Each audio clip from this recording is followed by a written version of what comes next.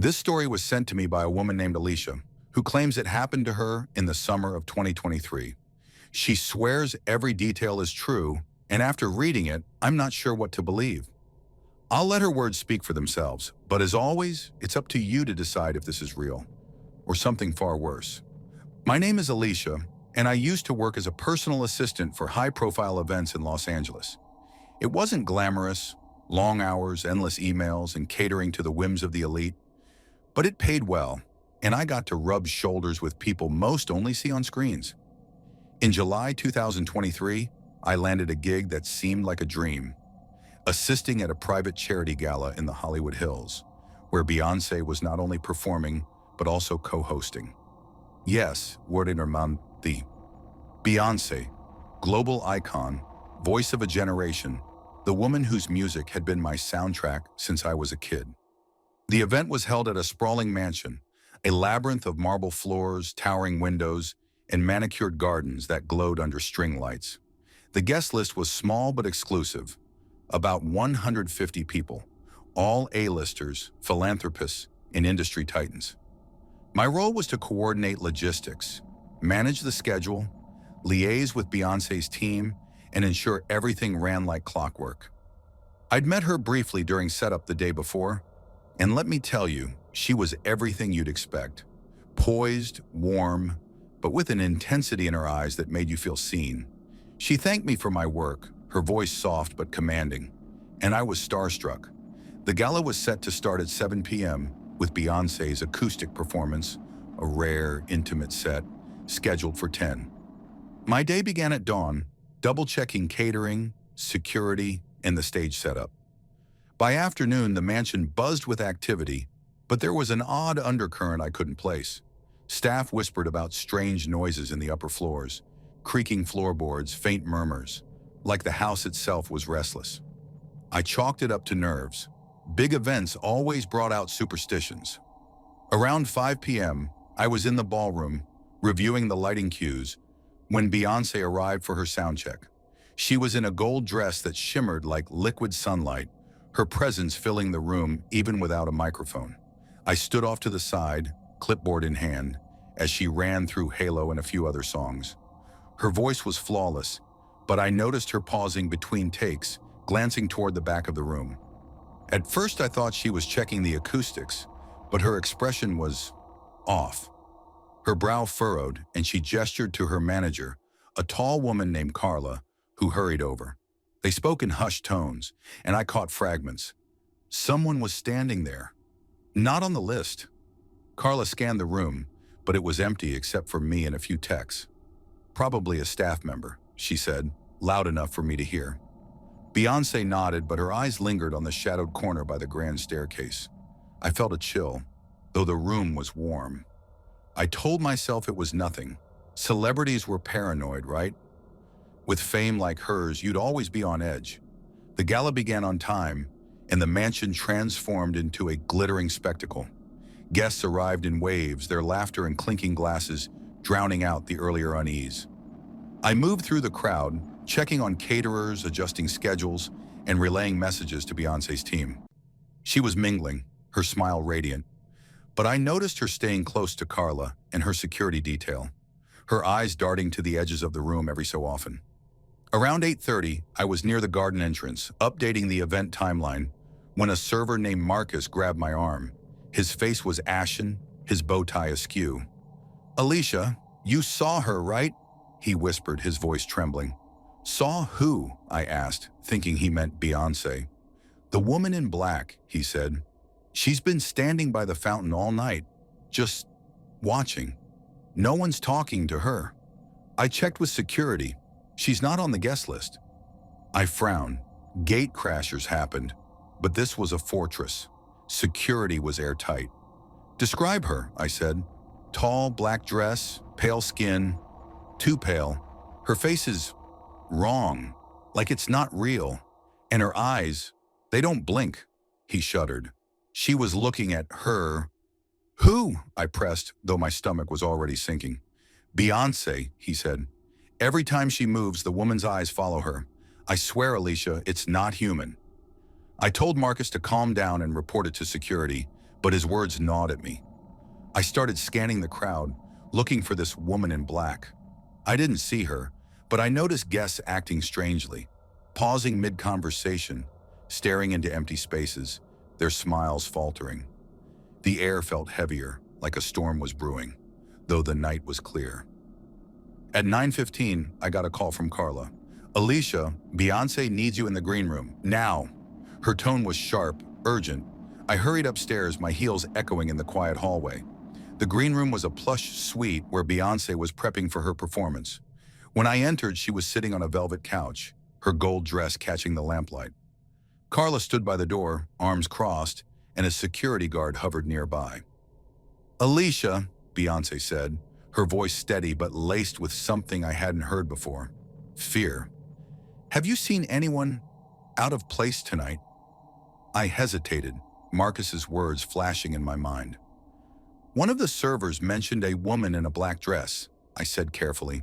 "Said she wasn't on the guest list." Beyoncé's eyes widened, and she leaned forward. "Describe her." I repeated what Marcus had said. Tall, pale, black dress, unnatural face. Beyoncé's expression darkened.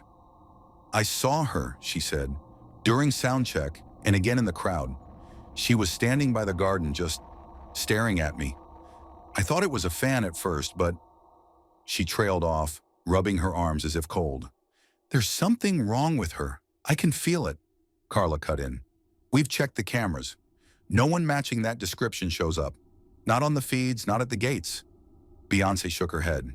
"She's here. I know she is." She looked at me, her gaze piercing. "Alicia, I need you to stay close during the performance. If you see her, signal security immediately." I nodded, my heart pounding. I wasn't just starstruck anymore. I was terrified. The performance was at 10 p.m. in the ballroom, a massive space with floor-to-ceiling windows overlooking the gardens. Beyoncé took the stage to thunderous applause, her gold dress glowing under the spotlights. I stood near the side, clipboard forgotten, my eyes scanning the crowd.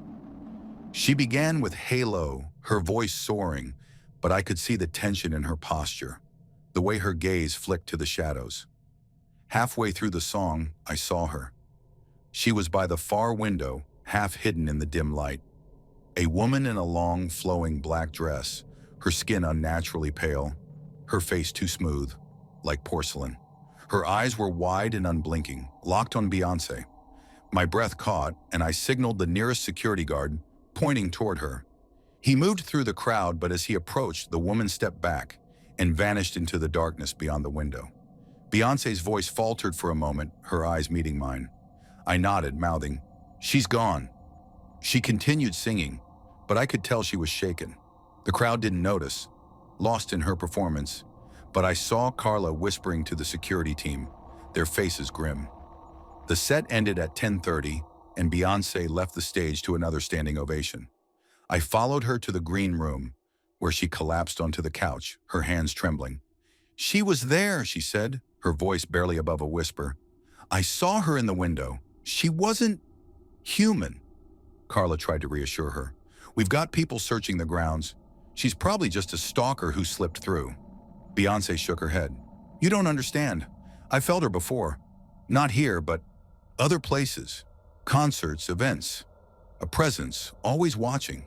Tonight, it's stronger." I didn't know what to say. I'd never believed in ghosts or anything like that. But the look in her eyes, the raw fear, made me question everything. The gala continued, but Beyoncé stayed in the green room, refusing to mingle. I was tasked with staying nearby, relaying messages to the event staff. Around 11 p.m., I stepped into the hallway to call the catering manager when I heard it, a low rhythmic tapping, like fingernails on glass. It was coming from the end of the hall, where a tall mirror hung on the wall. I froze, my phone still in hand. The hallway was empty, the party's noise distant. The tapping grew louder, more insistent. Against my better judgment, I walked toward the mirror. My reflection stared back, pale and wide-eyed. But as I got closer, I noticed something else. A shadow behind me, just out of focus. I spun around, but no one was there. When I looked back at the mirror, she was standing behind me. The woman in black, her porcelain face inches from my shoulder, her unblinking eyes boring into mine through the reflection. I screamed, stumbling back, but when I turned, the hallway was empty, my heart hammered, my vision swimming. I ran back to the green room, bursting through the door. Beyoncé was on her feet, Carla and the guard beside her. "What happened?" she demanded, seeing my face. "She was in the mirror," I gasped. "The woman. She was right behind me, but there was no one there." Beyoncé's face went pale. "She's not just watching me," she said. "She's after something. I can feel it." Carla tried to take charge, calling for more security, but Beyoncé stopped her. "No," she said, her voice firm despite the fear. "We need to find her. If she's here, I want to know why." Against Carla's protests, Beyoncé insisted on searching the mansion. She asked me to come with her, saying she trusted my instincts after what I'd seen. I didn't want to, but the look in her eyes, resolute, almost defiant, made me agree. We grabbed flashlights from the security team and with 2 guards began moving through the upper floors. The mansion felt different now, the opulence replaced by a suffocating stillness. Shadows seemed to shift in the corners, and the air was thick, like breathing through a mask. We checked empty bedrooms, a library, a study, nothing. But the tapping followed us, faint but persistent, echoing from the walls. In the attic, we found it. The space was unfinished, cluttered with old furniture and dust-covered boxes. A single bulb hung from the ceiling, casting jagged shadows. In the far corner, partially hidden by a cracked armoire, was a small door, no more than 3 feet high, like something for a child. The tapping was coming from behind it. One of the guards, a burly man named Derek, approached the door, his gun drawn. Beyoncé grabbed his arm. "Don't," she said. "It's not normal." Derek ignored her, kneeling to pry the door open. The tapping stopped, and for a moment, there was only silence. Then the door swung inward, revealing a narrow crawl space. Inside, illuminated by Derek's flashlight, was the woman in black. She was crouched, her limbs bent at impossible angles, her porcelain face tilted toward us. Her eyes were empty now, black voids where pupils should have been. A low, guttural sound came from her throat, not a scream, but something older, hungrier. Derek fired, the gunshot deafening in the confined space. The woman didn't flinch. Instead, she lunged, moving faster than anything human could. Derek screamed, and the flashlight fell, plunging us into darkness. I don't know how we got out. I remember Beyoncé grabbing my hand, pulling me down the stairs, her breath ragged but her grip steady. The other guard was shouting into his radio, calling for backup. We stumbled into the ballroom where the gala was winding down, guests oblivious to the chaos above. Security swarmed the attic, but they found nothing. No woman, no Derek, just the crawl space, empty and cold. Beyoncé's team whisked her away, and I was questioned by police for hours. They ruled Derek's disappearance a kidnapping, but there were no leads, no footage, no trace. I quit my job the next day. I couldn't sleep, couldn't eat, haunted by that face, those eyes. A month later, I saw an interview where Beyoncé spoke about the gala, her voice careful but heavy. "Some things follow you," she said. "You can't outrun them. You just learn to carry them." I've tried to find answers. I researched the mansion, dug into its history. It was built in the 1920s, owned by a reclusive actress who vanished under mysterious circumstances. Locals claim the house was cursed, that something lived in its walls, watching, waiting. I don't know if it's true, but I know what I saw, and I know it's not over. Sometimes when I'm alone, I hear that tapping, faint, rhythmic, like fingernails on glass. I don't look in mirrors anymore. I'm afraid of what I might see standing behind me. That's the end of Alicia's story, and I've got to say it's one of the most unsettling submissions I've received. What do you think? Was the woman in black a ghost, a stalker, or something else entirely? Have you ever been to an event where you felt something off, like you were being watched? Drop your thoughts in the comments below, and if you've got your own creepy story, send it to my email. You might hear it in a future video. Don't forget to like and subscribe for more true scary stories, and let me know. Would you have followed Beyoncé into that attic or stayed far away? Stay safe out there, and keep an eye on the shadows.